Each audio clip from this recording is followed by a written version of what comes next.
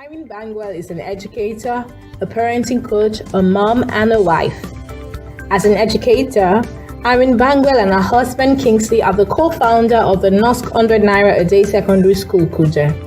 The NOSC 100 Naira a Day Secondary School Kuje is a private public secondary school designed for children from low-income families. For 100 Naira a day, the school children get uniforms, books, lunch, and the girls get sanitary pads monthly. As a parent coach, Irene works with parents to raise girls who are resourceful, determined, unlimited, and not defined by stereotypes. She does this through different approaches. She designs online parenting courses, coaching programs, and challenges that provide parents with the knowledge and skills to have wholesome sex education conversations and relationships with their children, take their daughters from disorganized to responsible and independent, shape angry, abusive little girls into thoughtful women of excellence. She is the host of Parenting Champions Community with Irene Bangwell on Facebook and Telegram, and she runs the Raising Girls handle on raisinggirls.ng. She's the author of 4 highly resourceful parenting books. She's a mother to 2 leading girls who love God, art, science, and want to solve global problems. Along with her husband, they host the Family Street radio show on Abuja Keys 99.9 FM that holds every Sunday at 7 p.m. This show is designed to foster wholesome and happy family ties. Irene sits on a number of boards, including School Resource Center Abuja, Teach to Lead Initiative, and Teens Empowerment and Engagement Network. Ladies and gentlemen, please make welcome to the 2021 Intentional Parents Conference, Irene Bangwell. Irene of Irene! Irene is here! Welcome, babe. Good to see you here. Thank you. Thank you, sis. Thank you, sis. Thank you. Always a pleasure to be here. Thank you so much for having me. Thank you so much, Irene. Irene is not a guest to the TIP at all. Conference, to the TIP at all.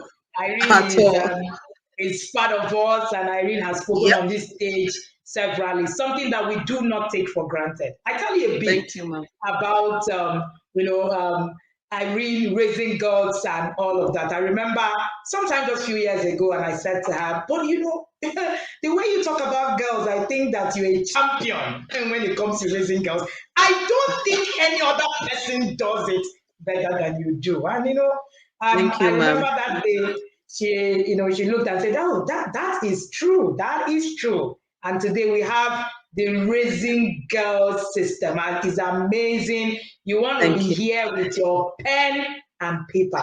Trust me, there's a lot for you to take away from here.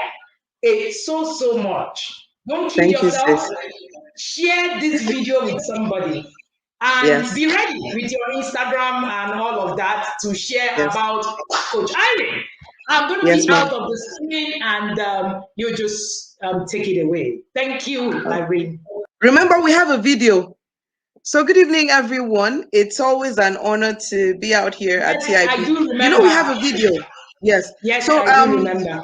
I think we should just start with the video. Okay. Yes. You can start with the introduction while we load that up. All right. So good evening, everyone. I'm so excited to be here. TIP conference is like Wendy rightly says, is like Shiloh. We come here to rejig, to recalibrate, to rethink some of our old processes, and it's the ideal place to be able to sit down and reflect. Like you're here this year, you can sit down and say, "Oh, this is where I was in my parenting last year, and now this is where I am." I like the lineup of speakers, resourceful people all around. Everybody coming from everywhere. So if you're here as a parent, you don't have any excuses. Or when we're growing up, our parents didn't do much for us, and that's because they didn't know much. Now we know so much, and so the onus lies on us to do better with our parenting. So I'm happy to be bringing the girl conversation tonight. So we're going to be starting with a video. I want you to watch that video very intently, and as soon as the video is done, tell me what you think about the video in the comments. I don't know if I can see comments from here, sis. Anyway, Wendy can read out the comments for us. Yep. So after the video plays, please. Yes, ma, you can. I will post the video soon. Okay. So after the video plays, I would like people to leave comment and tell me what you took away from the video. I'm not saying what you learned, what you noticed, what you took away. You don't need to learn anything from the video, but just share what you observed, a question you had, or anything. It's just a 3-minute video. I hope you enjoy it.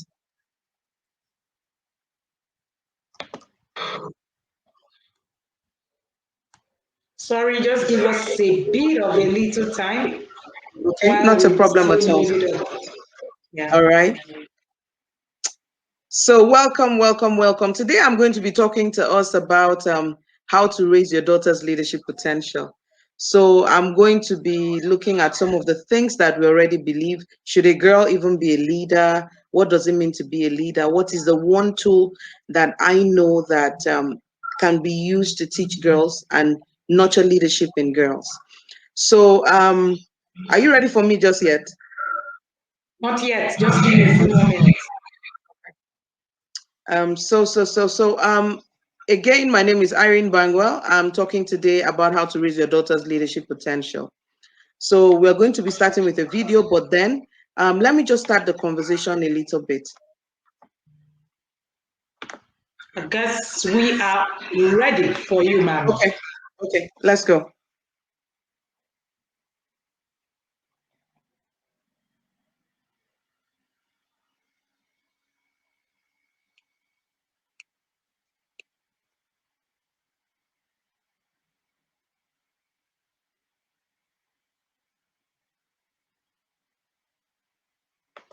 Okay, we're having a bit of a slow network challenge. I don't know why that is. Should I try to play it from my end? Oh, please, if you can. Okay. I Tips think for you're the on course. human mind. We asked 22 people to solve the same riddle and recorded their responses. Feel free to participate also. Are you ready? The riddle. A father is about to bring his son to a job interview, applying for a position at a large stockbrokers company in the city. Just as they arrive at the company's parking lot, the son's phone rings. He looks at his father, who says, "Go ahead, answer it." The caller is the trading company CEO, who says, "Good luck, son, you've got this." The son ends the call and once again looks at his father, who is still next to him in their car. How is this possible? He gets a call from the CEO, but it says, "Good luck, son." But he was next to him. So it's not the father. I think it was probably an audio recording of his father. Maybe he made a demo tape. Like he has two fathers? This is a hard one. Maybe it's a word joke, like it's the grandfather of the son. No, I think his name is Son. I don't know. Maybe it's just like an old man, you know, calling a younger guy son. I have no idea.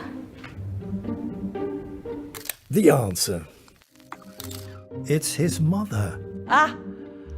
Oh, that's so stupid. Yes, of course. Ah! I should have thought of that, yes. The CEO is a woman. So I'm biased. In a sense. Is this about diversity and inclusion? It's really mind-blowing, actually. So I always thought that I'm not very sexist. But in spite of that, I think these subconscious biases are there in everyone's mind. How much bias I still have in terms of thinking that the CEO needs to be a man. Yeah, I definitely was picturing a man. They identify with males more than females these days. Why can't women also be CEOs or doctors or, right? Within a company, I mostly think of men. And it's a shame, I think.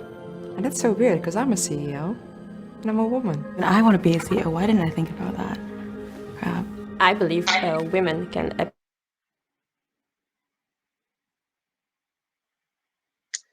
Sis, I think we're good. We can end the video now.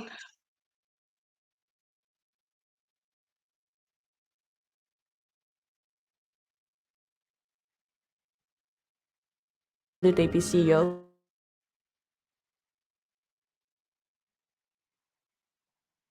And All right, guys, welcome back, welcome back, welcome back. So, yep, I'm trying to share my screen. All right, so yeah, good evening, everyone. So I don't know, Wendy, can you help me read out some of the comments that is out there? People who watched the video hopefully were able to make sense of it. So I don't know if you can. I don't know. How do I see the comments? All right. You should be able to see the comments, Irene. Okay. All right. Thank you. Yes. Oh, that's good. Yes. Yes. Yes. Yes. Oh, so Clara Bright said she thought that the person on the phone was the mentor. One person said it's the mother. The other person said, "Oh, they just assumed it was a man." Oh, okay, okay. So I like the feedback that is coming. I'm talking to the right set of people. So once again, good evening, everyone. My name is Irene Bangwell, and tonight I'm going to be having a conversation over the next few minutes.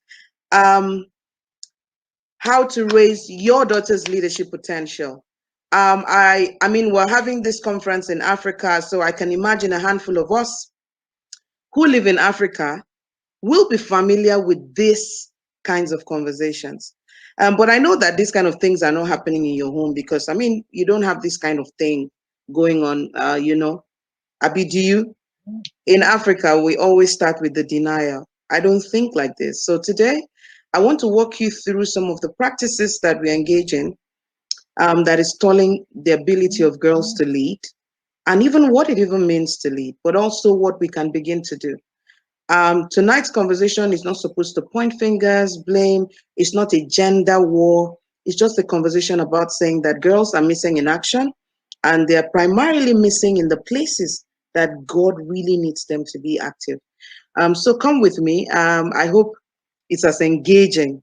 All right. So hello and welcome once again. So we've watched the clip, and so let me start. So there's a number of ideas and schools of thought in our world, especially in Africa. I mean, that video is not even it's not African based. And you can see that these biases are almost everywhere. So you can't imagine what the context is in Africa. So number one, socialization around raising girls in Africa is that girls are less than a man. Women are less. There are so many cultural slangs that say, okay, so for instance, I'm Efik. I was born Efik and everything. By marriage, we've migrated and all. So there's a thing they say in Calabar, in Efik, that they say, one of them. It means woman, not just ordinary clothes. So if they say a woman wants to run for office, the very first thinking is, woman will be cloth. Right? The second thing that we have going for us, going against us, is that a woman is nothing without a man. I mean, right when I was finishing university, a number of classmates were getting married at the time, including myself. I remember one of my friends saying, even if he's a disabled man with one leg, at least let her marry. And I was shocked because it didn't matter how beautiful a woman looked. If she wasn't married, something is wrong. That's why you look at your old classmates who are not married funny. No matter how wealthy they are, no matter how successful they are at their career, you still judge them by having children and being married. It's a socialization, and I'm going to show you where that mindset is taking us. All right? Someone is sharing her story. Salome is sharing her story from YouTube saying, I experienced this recently. Someone requested for my CV, and my DP had myself and my husband. So the fellow was addressing me as a sir. Something even happened to me very recently. Sometimes you even go out with your husband and somebody's trying to have a conversation with both of you, but they face your husband because the assumption is that there's nothing upstairs. And it's always beautiful when that happens to me in particular. Africans believe that women are less than a man. Thank you so much, Perpetua. All right. Then another thing is that we believe that a woman cannot be greater than her man. Or you understand? We don't believe that a woman can be more successful financially. And I'm going to get there. I'm going to get to some of those sickening things that we believe. And then finally, I've actually heard somebody who is of the, like a pastor, say that woman was created for man. So let me play with this a little bit.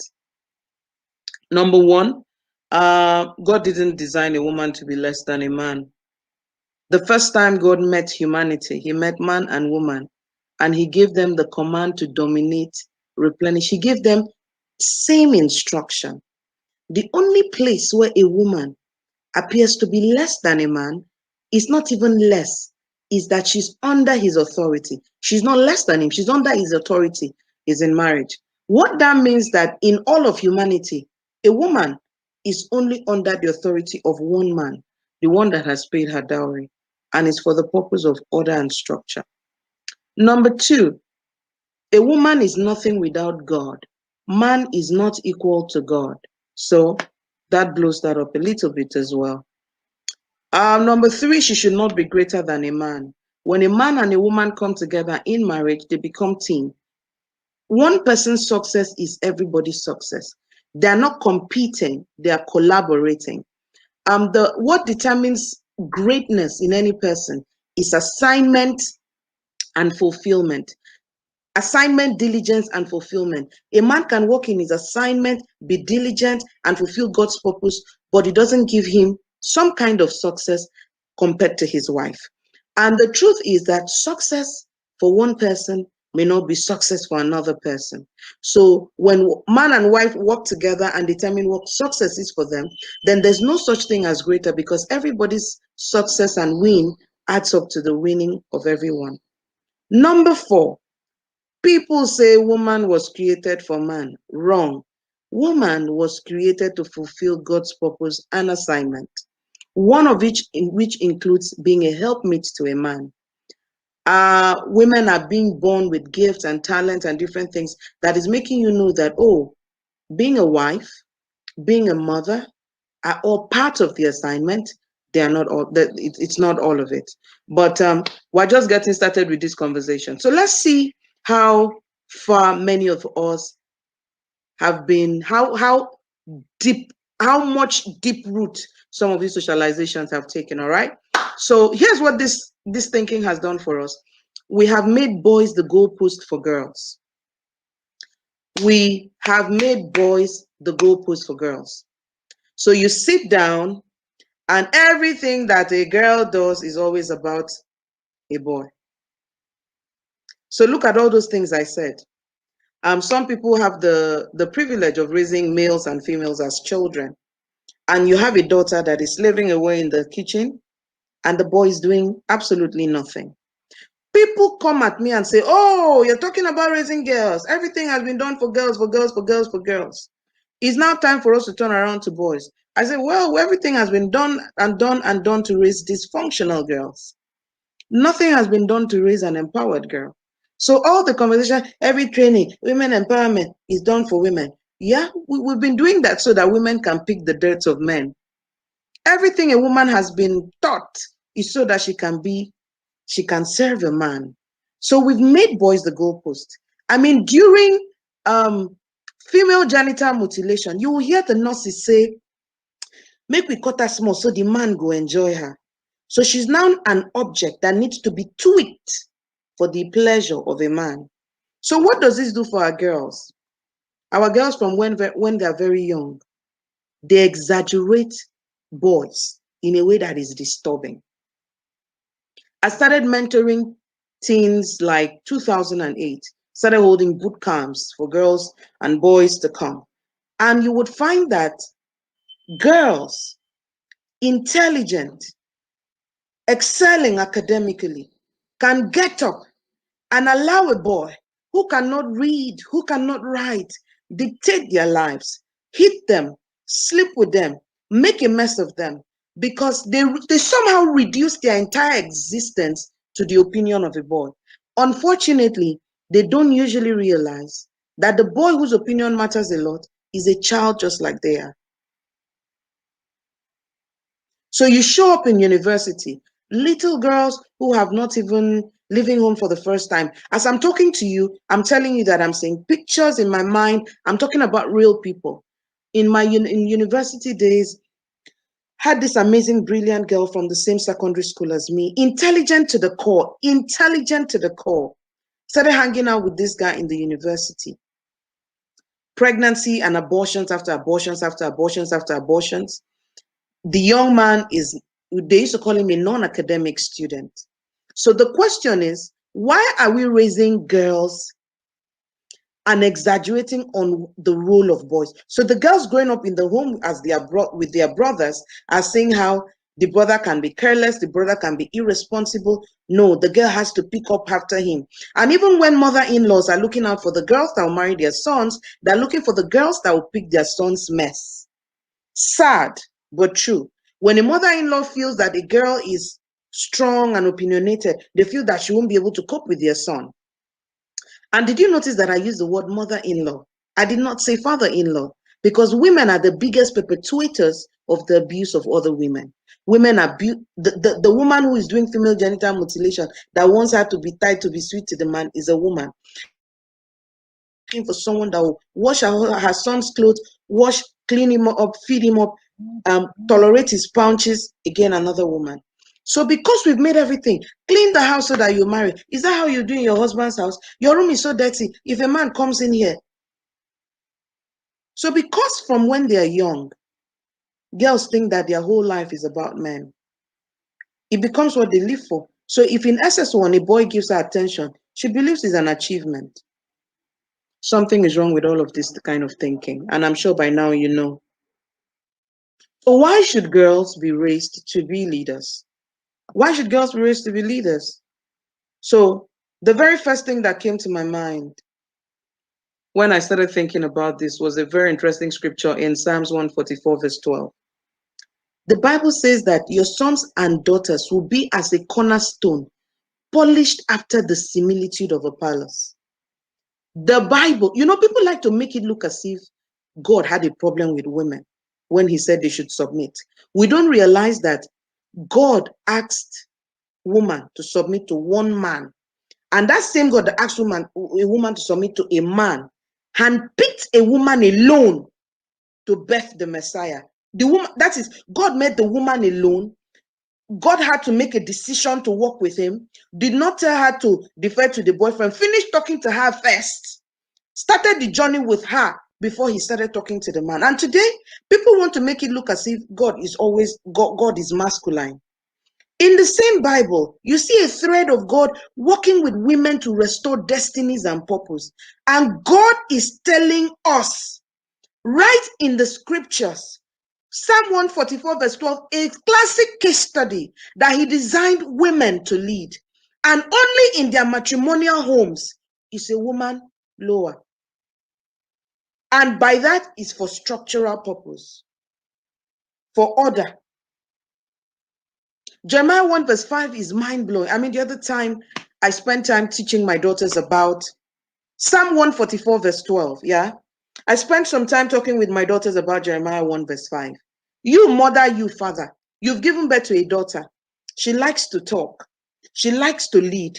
She likes to organize. She likes to do this. She's interested in this. She's interested in that. And you somehow quiet everything that is showing in her design and you make it all about getting married. Tonight, I need you to know that what is inside your child needs to be expressed in order for her to marry right. If your daughters marry before they discover who they are most likely to marry wrong. If a woman marries before she finds purpose, that's your daughter in the house, that you're making mop, sweep, clean, go to the market. Hey, then you come and tell us she's the one doing. If she marries before she discovers her assignment, she's going to marry wrong. Because by the time she discovers assignment and she wants to go after it, Oga at the top will say she's rebellious. So your girls need to stay at home and discover their purpose from home. It has to happen from home. I met my husband in Abuja. I came for a workshop. Young man knows from get-go that he met this girl at a workshop. So traveling is a normal part of my itinerary. Akwiwata, you understand? Traveling is a part of my itinerary. He is not going to wake up and say, you're not traveling. Unless, of course, we have a project at hand that we're working on. And so some people look at me and say, oh, Irene, you've been so blessed to have Kingsley. Look, Kingsley is a pack of gold that God wrapped up and put me in his life. I accept. But I'm telling you that every day, God wants to do that miracle for everyone. And part of it is that God is asking you to unleash your daughters as children, as teenagers, as adolescents, before they get into all the emotional reality of they want to date, they want to do this. They must find themselves first. My first daughter turned 10 on May 1st. And we made her, she published her first book. We made her publish her first book. She's been writing all over the house. She watched a movie, what's that movie again? Overcomers. And she was touched by a little girl who didn't have a sense of identity. So she said she wanted to do something about that. She wanted to write for kids who had low self-esteem, who didn't believe in the things God had put inside of them. So we said, go ahead, write it.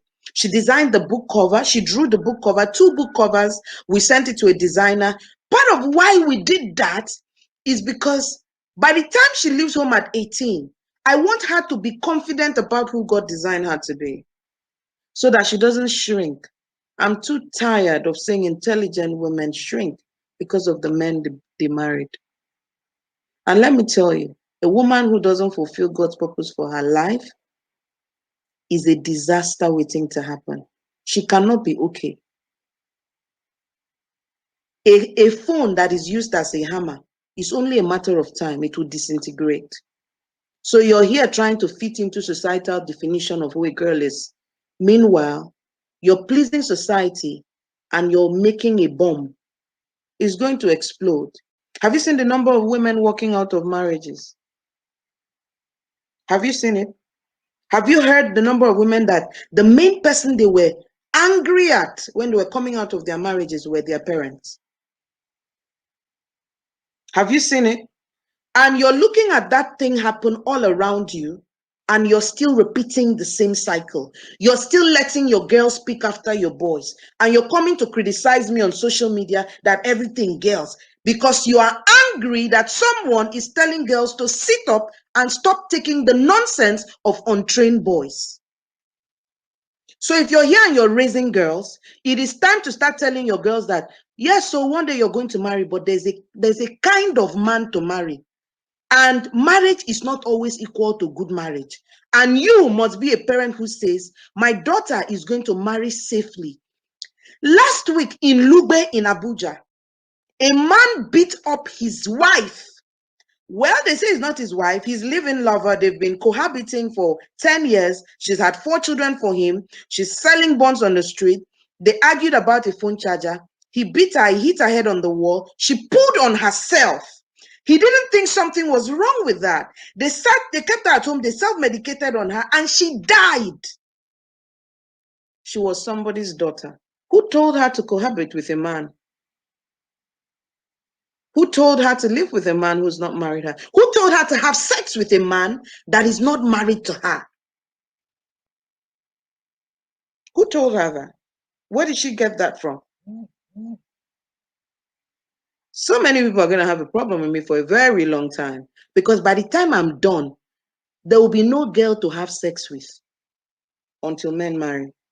So me, I don't even, I worry about people not training their sons, but I'm more concerned that by the time there are no more girls from boys to have sex with, they'll go to God and ask him to fix their urges. So I've told you, Psalms 144 verse 12, God designed for boys and girls to lead. We're in the end times. God needs tools that he can use. And you did hear they talk to marry. Marriage is a part of what God has designed girls for. Marriage is not all that God has designed girls for. And the truth is, if all of us start using that mindset that our daughters have an assignment in God, we will start teaching them how to be wives, parents, and career women, because we're also having a problem with women not knowing the balance anymore. Women picking career over family or family over career, because there was no orientation in our upbringing that you can do the three together. And this is a generation that we need to teach how to do the three together, how to have the standard for what makes them commit. It is high time you look at your older sister who is not yet married and tell her, sis, we are rooting for you for whenever you find the God kind of man to be in your life. You get? So you get the point why girls should be leaders, all right? If I'm shouting too much, no vex. So we've concluded on this. Girls have gifts. Girls have talent. The world needs it. But let me give you some statistics to get the conversation on a little bit. In 1970, women made up 38% of all US workers and 8% of STEM workers. So intelligent girls are told by teachers that science is for boys. The girls can't do hard things. And God needs girls in boardrooms. God needs girls in those invention laboratories. God needs girls in engineering.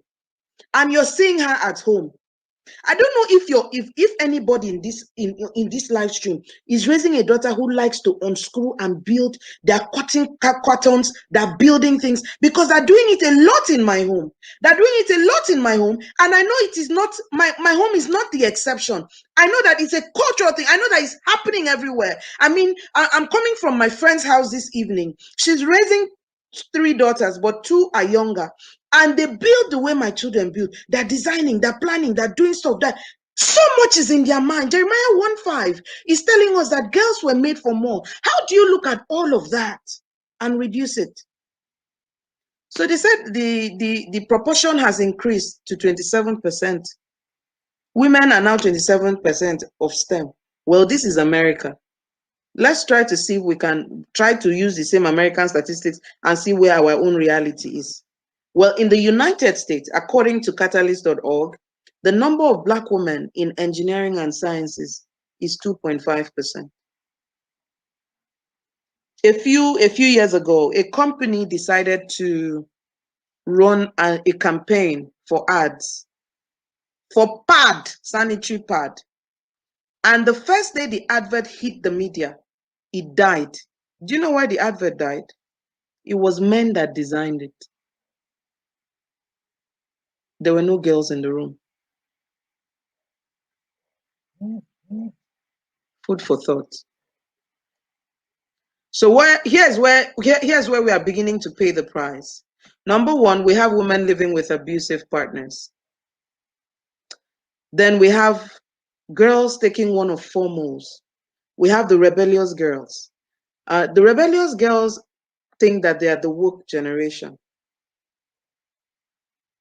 They sleep with anybody. They do anything they want to do with their body. And that is their own way of fighting back. They think society is trying to tell you what to do, especially because it's always been about close your legs so that a man can marry you. But the man is opening his legs. So he cannot be the reason she should close her legs. She closes her legs because it's the honorable thing to God and to herself. Man is not in the equation while she's keeping her virginity. I said this last year, I'm saying it again. Girls don't keep their virginity for boys. They keep it to honor God. Because by the design of God, that's not how we are supposed to use our body. So now because we've made it about boys, they've gone crazy. So we have the rebellious. Then we have the pretender. The one who lives dual lives because she's not been able to connect to the bottom line of what God created her to be. We have the hider. The pretender pretends like she's not doing anything. I don't remember why I wrote the hider. I don't even remember, I don't know why I wrote backstabber, but let me talk about the backstabber. That's what I meant to write. You know, I once heard this guy in South Africa, Vusi Tembwayo, so I don't think I got his surname right. He made a very interesting analogy. He said one of the biggest problems with South Africa was that when the white man came, he needed only one woman at the table, right? When the white man came, he needed only one black man at the table. So all the committees and negotiation, they will invite one black man. So black men started competing to be the ones on that table.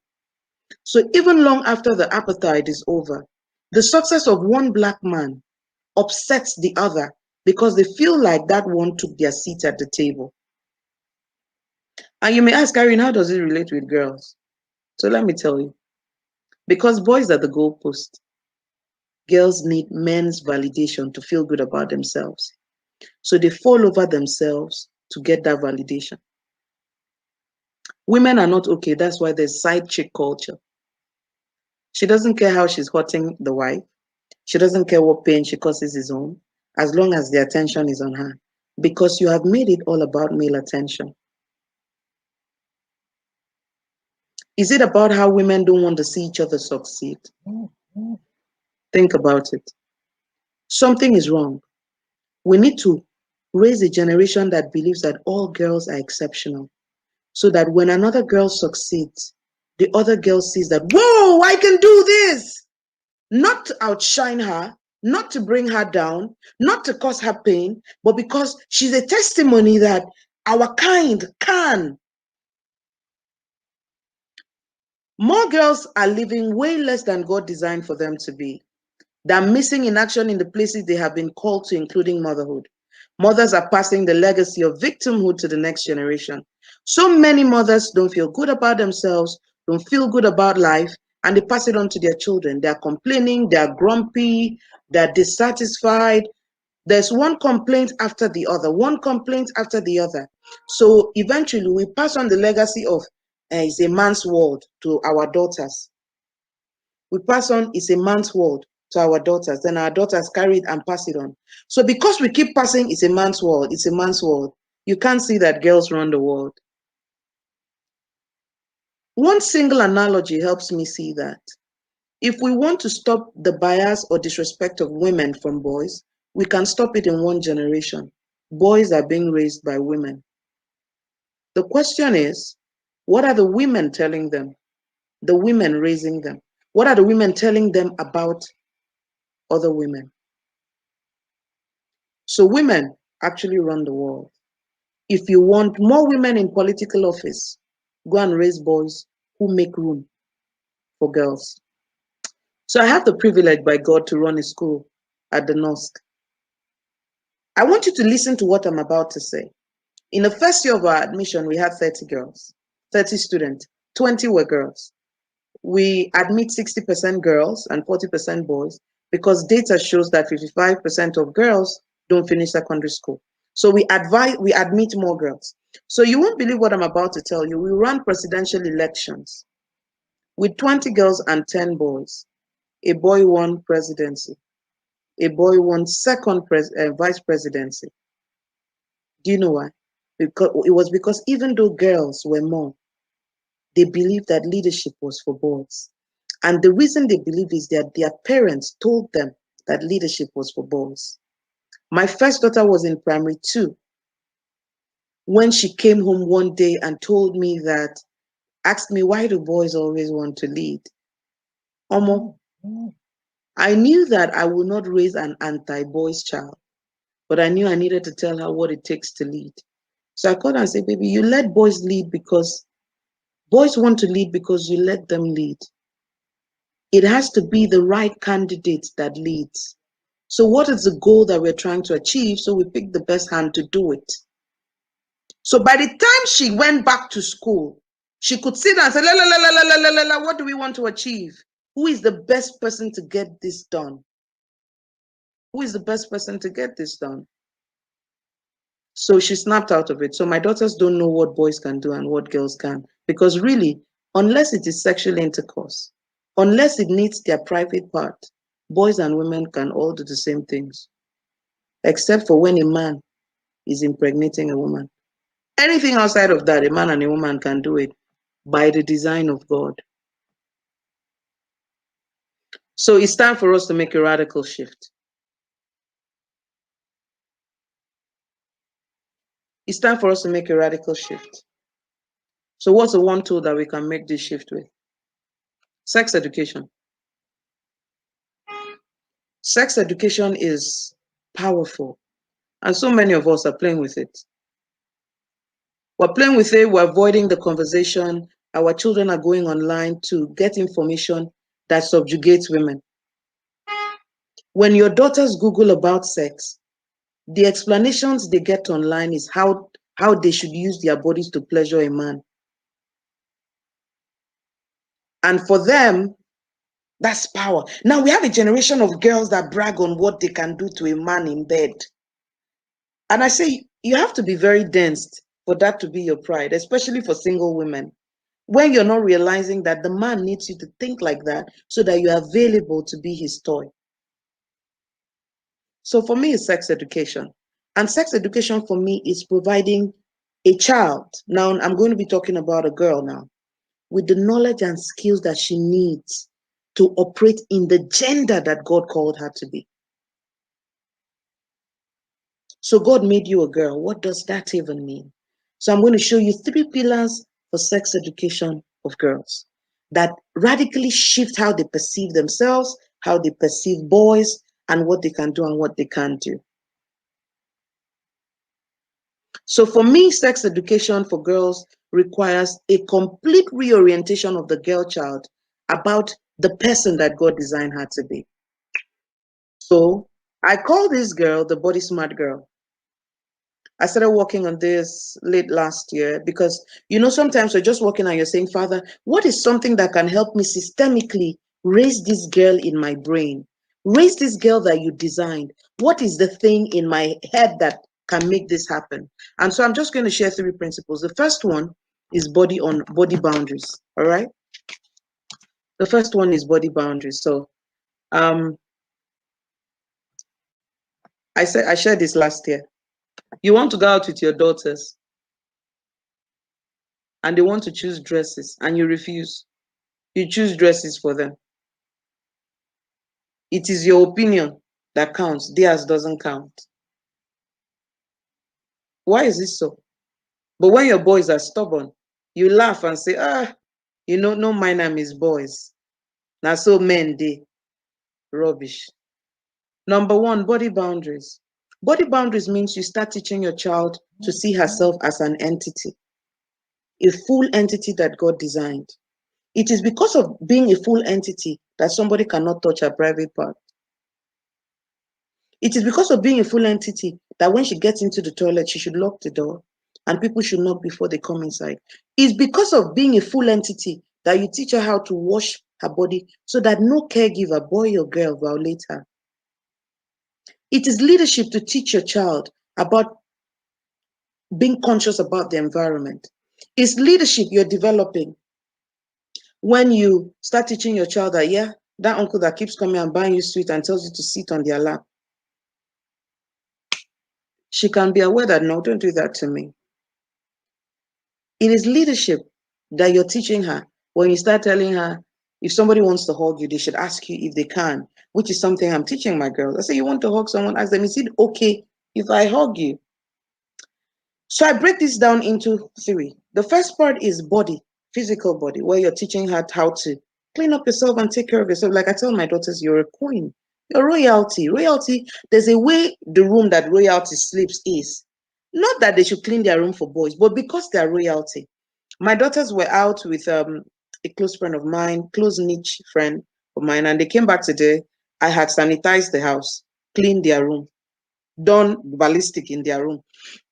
And when they came in and they saw the room, I asked them, do you think you deserve to sleep in a room like that? And they thought I was trying to say they had scattered their room before they went out. I said, no. Do you think that you're royalty enough for the room that you sleep in to be clean? And they said, yes. I said, so treat yourself with honor.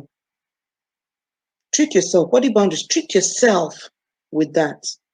Body boundaries is part of why I'm telling them that they need to have personal space. So even between my children, some of us, you say because we are Africa, people touch people's things, carry what does not belong to them. They behave anyhow. I don't allow it. Leadership means you know the things that belong to you. You know where your boundary stops. You respect other people's space. When you want to use somebody's stuff, you take permission from them. And I insist on that on my girls. But guess what? is cross-cutting. Parent to children, children and all. If I want to use something that belongs to my daughters, I would ask permission for it because I want them to grow up with the idea that they're a person. Many girls don't know that they're a person. They think they are objects, right? Then I come to their mind. You know, one of the things that sex education allows you to teach your child is how to track their thoughts. When they feel like doing a certain thing, what fed it? So I'm teaching them how to take charge of their headspace. When people are toxic and hateful and saying nonsense to you, you don't need them. And I'm starting really early because when they start hitting puberty, that point where the opinion of boys is everything, I'm teaching them how to say, who the heck is this boy whose opinion about my weight, complexion, size, or anything matters? That's body boundaries for me. That people that don't come near your space. I'm teaching them how to vet people's values. What does this person believe in? Why are they trying to encroach into your space? But also, I'm teaching them that boundaries preserve a territory. When somebody tries to violate your boundary, then somebody has to break through your boundaries, they're going to violate your space. The second thing for me is, under these body boundaries, is teaching my daughters to say no and say no to me. Yeah? When a girl says no, it means she started knowing what she wants and what she doesn't want. Africa doesn't encourage that. I do, because God is not equal to Africa. God wants her to have a mind that he can use so that when the world starts telling her to do otherwise, she's already grounded to know what is right. Do you get? So if I want them to do something and they're like, oh, mommy, no, not now, or mommy, I want them to be able to have opinion. So I can come on and say, hey, why don't you wear the other jacket for? I think it goes with this trouser. I don't say, go and wear that jacket. I say, why don't you? And then they go, oh, it will not go with this trouser. I think it will not go with this. I think it will not go with that. I respect their boundaries. I don't drag them and put everything, you know. Let me digress a bit. One of the first things that made me start rethinking flogging my daughters, I mean, at the onset, I used to flog my girls. But one of the things that made me start rethinking it was, if I say that when I hit my daughters, it's because I love them. So how is it that when their boyfriend hits them, it's not because he loves them? Do you understand? So I hit my daughters and tell them it's because I love you. Then their husband hits them. Then I start fighting and saying no. I want them to grow up knowing that there are boundaries. Nobody crosses it, not even my parents. Do you get the idea? So with the body boundary, even with sharing with each other, I want them to decide that they want to share. I want my daughter to say, oh, mom, I would really like to give her this ice cream, but man, I want to savour it. Because it is okay for her to want that. I want her to be able to tell her sister no, so she can tell a boy outside no. If your daughter is living under your roof and everything you say is yea and amen, what other people say outside will be yea and amen, because she will not have been used to resisting or choosing otherwise. So I've been talking about body boundaries. Let me come to the second one. So body boundary says, this is my body. I choose what happens here, but I also know that I came from a source, and that source tells me how he designed for me to operate, right? So I know this, I know that, I don't allow this. God is thinking through my thought. God wants to hear my opinion. I mean, the whole God is asking humanity to reason with him, and your children cannot reason with you. They say, you talk, they say yes. Amen. Amen. Then you'll be coming here to say, my daughter cannot try that. You'll be shocked. Did you see that 4 moles I said? There's the pretender, there's the one that is hiding. Then there's the rebellious one that will challenge you. And that time you say, after all I suffered in this world. I used to do this, I used to do that. This guy walked on me and walked out on me and you want to curse her. The Bible says, provoke your children not to anger. So body boundaries means I start teaching my daughters about themselves physically as per their body, then I start teaching them how to protect their mind as well. So when they hear a music video that is all sexual, they can ask themselves, what does this person playing this music want me to do with this music? And once they can identify what that person wants them to do with their body and that music, there's no point anymore. So sometimes I'm watching a show, and someone says something.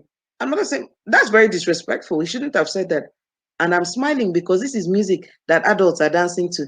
But my 10-year-old and my 7-year-old can say, oh, wow, that's disrespectful. Body boundaries. The second principle for sex education that works to teach leadership is teaching them about body honor. See yourself the way God sees you, then see others the way God sees them. So let me tell you something I've been doing. I'm going to be hosting a boot camp in August, and I have a group that one of their sessions is going to be about decent dressing. There's a rebellion fueling in our children, our girls, that they don't want to hear about decent dressing because there's the narrative about boys, like why can't boys take care of themselves? Why should a boy rape you because of what you wore? Very true. But the body honor principle has a different comes from a different tandem entirely, and it follows like this. A boy has no right to rape me because of what I wore. But I've chosen to see myself and the boy the way God designed for us to be. So the boy may not rape me because of what I wore, but the boy may masturbate when he goes home, or he may turn to porn when he gets home. I don't want to do that to him. Same principle, but different motive. Because the Bible says that if there's something that I want to do that may not be seen in itself, but is capable of making another person sin, then I desist from it. So I'm teaching my daughters under body honor to see themselves the way God sees them, but also see the next girl, the next boy, the way God sees them. Let me tell you how far that can go. It means that if a married man married to another woman shows attention to a girl who's been through like that kind of knowledge and insight, she would think about that woman at home in order to be able to know that I shouldn't be causing her pain and I don't need this guy here. This kind of guy is not good for me and is not good for her. Body honor. I'm teaching her how to take responsibility. So if my girls want to make a decision, when my girls want to make a decision, right? I want them to think through the whole thing. And so, Siren, is that sex education? You're kidding me. When they start telling them that when you have sex with a man, your hips will expand, I want them to ask, why do I need my hips to expand? And they say it's trending. And then they can ask, who designed the trend? So body honor means I will not put myself under I will not expose myself to any danger just so that I can fit into another person's definition of anything. 100% of the people who die from abortion are girls. And the boys, nobody can put a face to it when the girl is dead. Nobody can put a face to him. He's gone. 100% of the people who are expelled from school because of getting pregnant are girls. And yet girls are not taught to think. Girls know they think. Girls know they get sense. And that's because from home, you're bullying them all over the place. You can't give them opportunity to think through nada. So body honor means I start telling her your royalty. Think through it. Take responsibility for your actions. Like my girls know that if you make a decision, I allow them enjoy the full-blown thing, the full-blown consequences. You get the idea? And that's because I want them to get used to knowing that all decisions have accompanying consequences. So in order for this body honor to work very well, you have to look at your child's design. What are the things she's gifted at? And get her to start working on it. When she starts seeing herself doing things, her sense of worth improves, how she perceives her physical body improves, the kinds of decisions she makes about her own well-being improves. I'm exhausted with seeing women staying in situations where their life is at risk, but they don't know any other way to go. They are stuck. The next step is nurture her mind. You did they buy clothes, buy shoe, buy fashionista, you they do mini-me for Instagram. Your girl no get sense. Your daughter cannot think for herself. Her friends she does everything by what her friends are doing, including the one that is irresponsible. Your daughter knows what is wrong, but once friends are around her, she forgets herself. And you're okay with photo shoot. When you finish taking the photo shoot, buy her books. Encourage her to sit down and have conversations with you. Stop helping her. Many of you are helping your children too quickly. There's a difficult time. Somebody says something to her, you fight for her. Let her articulate herself. Or some of you, is it the ones that your daughters are now using anger as an escape? Call her back to think through which one is anger. They talk to her, she starts getting angry. You tell her you're pretending. You're going to keep that anger aside and generate thoughts about this subject we're discussing. Who broke the plate in the house? Every time you're always blaming me. Every time you're always, calm down. Who broke the plate? Let's go back to the scenario. Where was the plate? What could we have done differently so that it doesn't recur? So that you can think about what is happening and learn from it. So you have to nurture her mind. You have to buy her books. This summer, fill the house with books. Some of you will be here saying they will not read. I think anyway, Wendy's advertising Inner Circle. I know she periodically asks parents to buy books. So join the Inner Circle quickly and go and get your kids reading. I've seen testimonials of people in the Inner Circle saying their children started reading. Whatever you do, find a way for your girls to read. If she doesn't read today, you will read about her tomorrow. Let her read, expand her mind. Ask her to read the Bible and learn about God herself. I don't know how women and girls are sleeping with pastors in the name of a miracle. All right, Irene is enough, all right? So let me go to the third pillar. Can I recommend books for the girls over the summer? Number one, Body Smart Girl Bundle. I have a whole range of books on sex education for girls from age 3 to 5 all the way to 15. But then there's also this lady on Instagram at Learning World NG. She sells books of all kinds, devotionals for girls, different things. Just look for her on Instagram, learningworld.ng, and you'll see her resource. Then finally, the third pillar for me is body awareness, where girls get to know the machine that is their body. I call it body awareness and body smartness. I call it body awareness and body smartness, right? Where your daughter understands that she's a machine that God wants to use. So she understands the stages of her life. She understands, so for instance, I have a 10-year-old and I have a 7-year-old. They're definitely in two sex education stages. So when I'm talking to one about certain things, the other is not there. But both of them are aware of the phase that they are in. All right? Both of them are aware of the phase that they are in. So your daughters need to understand where they are. So for instance, my 9 to 11-year-old should know that all girls don't see their periods at the same time. The signs of body changes we must master at home. One of the reasons why sex education is a core for leadership is that when girls do not have the leadership mindset, the biggest place that they display it is with sex-related decisions. Is with kissing a boy in the toilet. Is with allowing a boy touch them inappropriately. Because they're not even aware. They're not self-aware. They're not body aware. They're not aware what is right, what is wrong. They're not aware that, oh, for my cousin to have touched me like that at night, it is wrong. They're violating my body boundary, so I need to report. They're not aware. They're not aware that they're being abused. So teaching them about their body, teaching them about the changes occurring, teaching them about what is to come. Like when I tell parents that once you have a 12-year-old, it's time to talk to her about abortions. And they go, oh, I said, no, because at 12, their classmates are already experimenting with sex and they're talking about alternatives. But a smart mother, a smart father is waiting for them at that age to say, look, people are going to tell you this, but here are the consequences.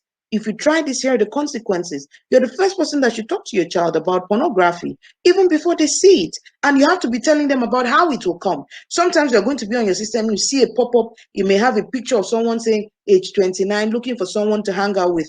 Don't click it. That level of awareness. I remember one time late last year, my daughters came with me to work. I think they were on midterm. So one of them was using a laptop at work. And the next teacher said, Mommy, that thing has popped up. That thing has popped up. Come and close it. She brought it. And I smiled. When she's not aware, she clicks it. When she clicks it, that's the beginning of addictions. Oh, you think it's only boys that have porn addictions, right? You're wrong. Girls have porn addictions. And you know, one of the things I tell girls is that the reason why there is a porn, there's even porn in the first place, is because Satan needs you thoroughly triggered so that the day you encounter someone you have a crush on, you're going to have sex without thinking. So the porn is a strategy to get you all excited about it so that you don't have the resolve to say no. Is it about how they manage crushes? Or your daughters don't have a crush? If they're not telling you, then you're in soup. If your daughters are not telling you about crushes, then they're telling someone else. And whoever that person is will determine what you do with those emotions. So part of body smartness means my daughters know when they're having a crush. They know that the hormonal changes in their brain is kicking in. And they know that you like somebody today, and after a few days, you don't like them anymore, so you don't act on it. I remember one time when my daughter told me that she had this crush of a boy, excuse me, and they've even spoken, and they're thinking about getting married. Should I tell them? I didn't even need to tell them anything. I knew it will not last. I knew it will not last. So, but now my baby knows. So she can look at me and say, Mommy, I have another crush in church, and we'll all laugh because we know the season is here. So she's a leader. So it means that part of her responsibility is, if she has to do a private, she has to do a task with a boy that she has a crush on. She knows she can't sit with him alone. She should call someone else until she feels ready, so that she doesn't go and act sheepish. And, have you met girls that are like that? So that's part of what we do, raising body smart girls so that they can handle themselves. And this is very critical. God knows that sex can mar the destiny of a girl. I know this firsthand. So sex education is big on God. And when you get sex education right with your girls, you've designed a weapon. She cannot be manipulated. She cannot. And especially when the foundation is God-based, right? Especially when the foundation is God-based, then more than anything else, you know that she will handle whatever is to come. All right? So as I begin to wrap up, this is my last slide. I'm ready to take questions, right? So this is my last slide. Let me tell you something about this post you're seeing. So this is my last slide before I start taking questions. In order for you to raise a leading girl, mommies need to change how they see themselves. So look at this picture here. I put it up on social media 2-3 weeks ago. I asked the question, where and how did girls learn to put up with cheating, disrespectful partners? Where and how did girls learn to put up with cheating, disrespectful partners? And the shocking thing was that I put it up on 4 platforms. I put it up on 4 platforms, and on each of those platforms, 95% of the feedback said they learned it from their mothers. So mothers, the question I'm asking is, what are you telling your daughters about who they are? Was she made for a boy, or she was made for purpose? Are you scared that if your daughter doesn't marry on time, shame will enter? Maybe some of you watching me, your children, Sisterly, Maybe some of you watching me, it's not your immediate daughter that you're dealing with. Maybe it's your younger sister. What are you telling your younger sister that your child is hearing you? Her husband will beat her blue black. You tell a woman who must endure. Your daughter is hearing that woman must endure. What are you enduring?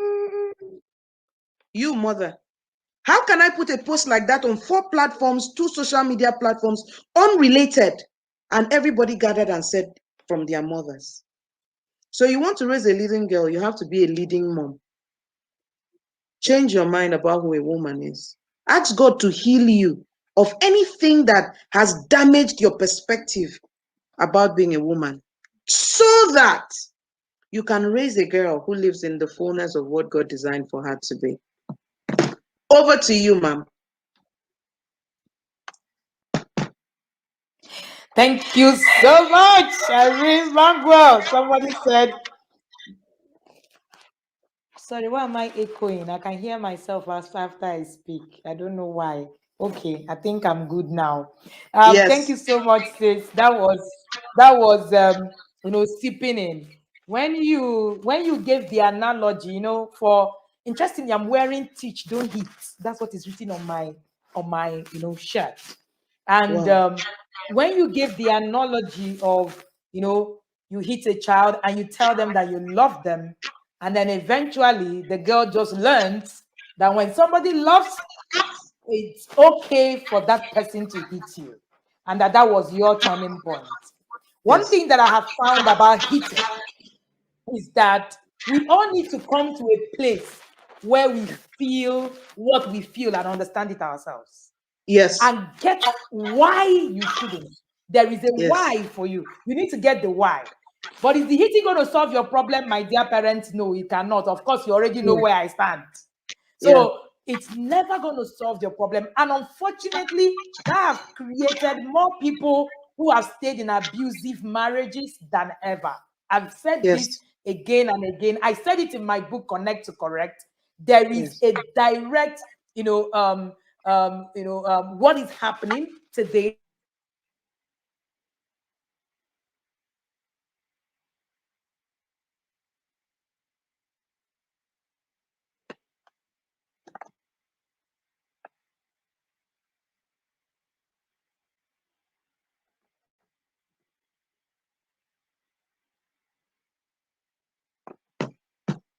Hey sis, your network, or is it mine? All right, let's just give Wendy a few minutes to come in. Yeah, Sorry, she's back. She's back. Yes, his my network. network. It's okay, Yes. sis. we want girls who are going to build us IT systems that we don't I'm have. telling. What are to you go back and forth, saying? yeah? What are you saying? What are you saying?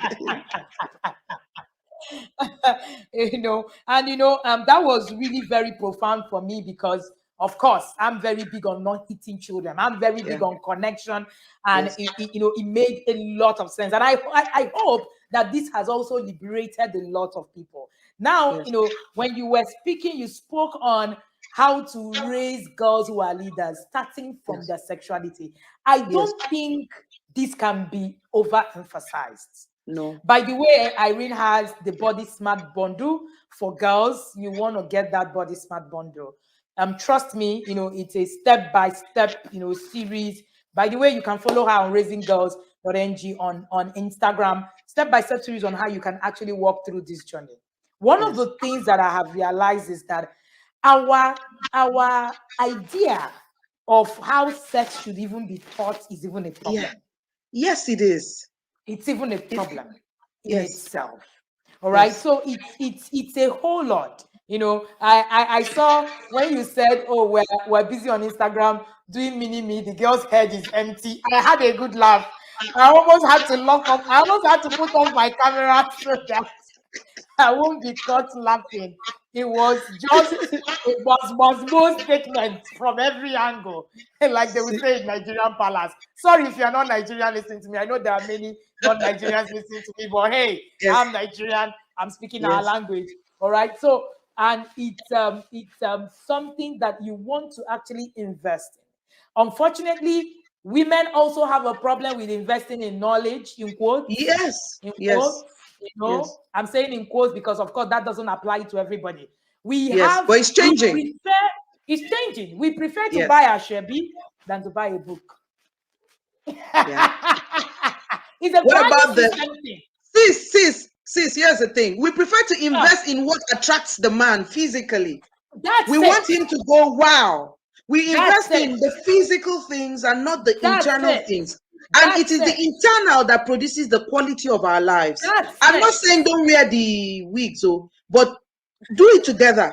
Build your mind as you do that. I think you see me like Build this. your soul, I remove it so that I mind, can and your reason body. properly. So I can put my money, so that I can put my money in the right place. But I'm joking. But you get the idea. Do both. Do both if you can. A parent reached out to me one of those days and said to me that, oh, the books that she keeps buying, that the children keep tearing it. And I asked her, I said, do you buy designer's bag? She said, yes. I said, what's the most expensive bag you bought? She said, 350,000. I asked her, did the bag spoil? She said, yes. I said, did you buy another one afterwards? She said, yes. I said, what's the most expensive book you bought? She said, 5,000 naira. I said, can you see where your value system is? It's just a question of value. She was quiet. And I don't get it. You buy another one.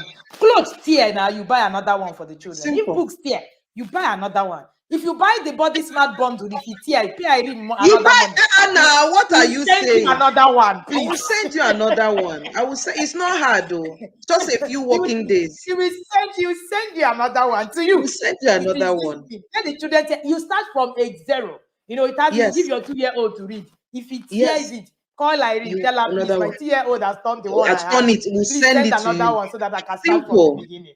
Yes. All right. Thank you so much. Thank you so much, sis. I want to see if there are comments in the comment section. Sorry, not comments, of course. Questions. Not comments, of course, questions. The comments are killing. They are killing. The fire emojis are everywhere. Okay, someone is asking, how do I get it? Please, how do I get the Body Smart bundle? How much is the Body Smart bundle? It's 18,000 naira. I like the price of that bundle. 18,500. Calm down. Add my 500. I was going to say 20,000 naira. So, but let me explain to you. It's 18,500, but it has 11 resources inside of it. Yes. So it means that it can take your children. If you have girls of different ages, it covers for girls from 3 and up. However, we have mini packages we have for different ages. So to shorten the journey, just get on Instagram and look for raising-girls.ng. Yes.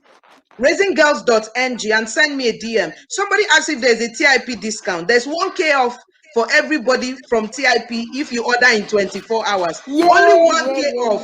1K off if you order from TIP. Better take the 1K off. I didn't even get it from the 1K off. The 1K off is paining me. It's paining me, but the bundle on Amazon. The bundle is going to come on Amazon soon, because we want to put it as a full product. We don't want people to buy one. We know some of you will go and buy 1 3 to 5, 1 7. So we want to sell it as a full product, the 18.5 full product, but it's coming on Amazon soon. However, there's a book in the bundle called How to Talk with Your Girls About Sex. That book is on Amazon. How to Talk with Your Girls About Sex alone is on Amazon, but all the books for the little girls, we'll bundle them up, especially because of the flashcards that they come with. So we want to make them a full product and put it on Amazon. Remember, 1K off. And when you come into Instagram, raising-girls.ng, you need to tell me that you're coming from TIP. If not, we'll not go collect that 1K off. Yes, you have to tell me you're coming from TIP. Yes. Use the code TIP. Just use the code TIP. And you have access to all of that. Can you order outside Nigeria? Yes. To my Instagram, that's all. I'm going to share the link. Yes, I'm going to share the link to Irene's Instagram on the Telegram channel. Just get there and you will see the details of how you can follow. All right? Someone is asking, what other question do you have? I can't see any question. It's like this session, seeped into you people's mind. All the coaches today came for a kill. They came to kill people. When you are done today, you will sleep very sober. Very, Yes, very sober. I by love God's this. grace. Thank you, ma'am. Very, very Thank you. sober. Thank you so much, Irene. Thank you, I ma'am. can't Thank see you. any other question in the Someone comment asked section. if she can get from outside Nigeria. Can you order if you're outside Nigeria? Yes, you can. We have shipped to Poland, the UK, the US. Yeah, Poland, UK, US, and there's one on the way to Dubai.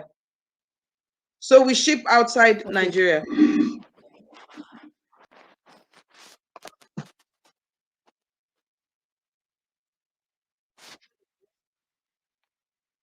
Okay. All right. So that's great. That's great. All right. You can get whatever resource that you have. Invest in resources that will help you raise the Someone girls has that another you. question.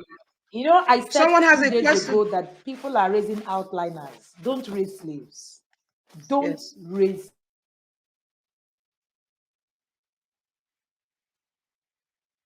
Go ahead. Someone asked a question. Does the parent have to read the books and explain to the girls? No. There is a parent's book and there is age by age book for the girls. So the parents are reading their own and the girls are reading their own. Yeah. Precious Emobosa, you asked, can they read it themselves and discuss with the parent? Yeah, the children have their own book, they read, discuss with parents. Parents have their own book, they read and discuss with the girls. And then we have flashcards called conversation cards in the bundle about gisting, parents gisting and talking sex education. There's a question card for parents, there's a question card for the girls, just so that we can encourage and help you to start talking about sex education comfortably in your homes. So everybody has their own resource. The parents have their own resource, the girls have their own resource. All righty. Thank you. I can see how we have done 1 hour, 30 minutes. Nobody's complaining. This is just awesome. Awesome. Absolutely.